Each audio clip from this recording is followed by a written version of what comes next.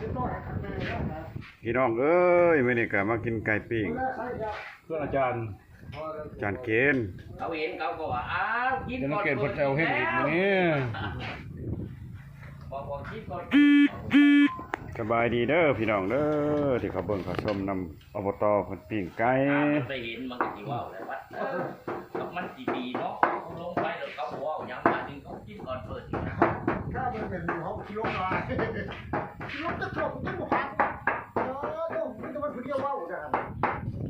ปิ้งไก่ เขาจะทำเป็นที่โลก ผมไม่ได้ดินได้หรอก เจียวบ่ ถนัดตำแจ่ว เจียวตับเจียวได้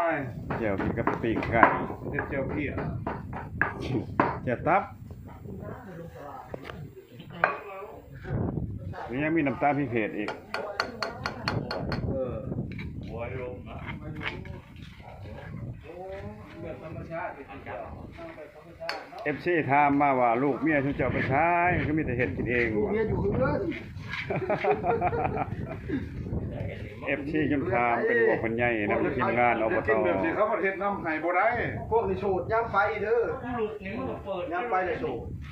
เก็บไป มีเวลาโสดได้บ่ได้ เฮ็ดนำบ่เป็นบ่คะแนนนี่ ลูกนี่เปิดไป เลยเฮ็ดเอง ต้องเห็ดเองทำลูกเนี่ยเห็ดบ่ถือใจ เฮ็ดบ่ถูกใจ เก็บโมงเกินเจ้ากำลังนอนอยู่ ว่าเรื่องความนัวนะดอกบ่ถือใจบ่ได้ว่าเมียบ่ถือใจ มันบ่แห้งนะเพิ่นเฮ็ด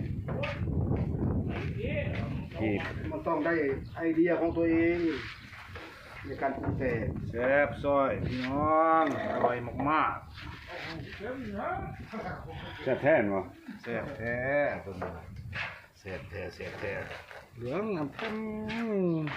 สอนเมืองคนโลดบ่ เต็มสำหรับคนเอาแล้วมายังอีกเลยเนาะนี่คือพิเศษแท้เนาะ มีพิเศษอีก พิเศษอีกแล้ว เลิกเต็ม ว่าโอ้ยคือมาแรงกันเนาะ โอ้ยพี่น้องมายามเพื่อนอาจารย์นุเกณฑ์เพิ่นมื้อนี้ อยู่คุมไหนบอกแม่อยู่คุมไหน ผมวังเมาพี่เด้อผมเซวังเมาพี่เด้อ บอกเขาโลดว่ากินก่อนเปิดอีกแล้ว ปลากระแซบไก่กับมันเป็ดกับมัน คันเฮือนอาจารย์โนเกน ท่านอาจารย์นุเกณฑ์นี่มันธรรมดาโดยที่ได้กินมันไม่ โอ้พี่น้องอาจารย์นุเกณฑ์ มันบ่ถือกันโชคขึ้นมาเลย อาจารย์โนเกนพี่น้องเอ้ย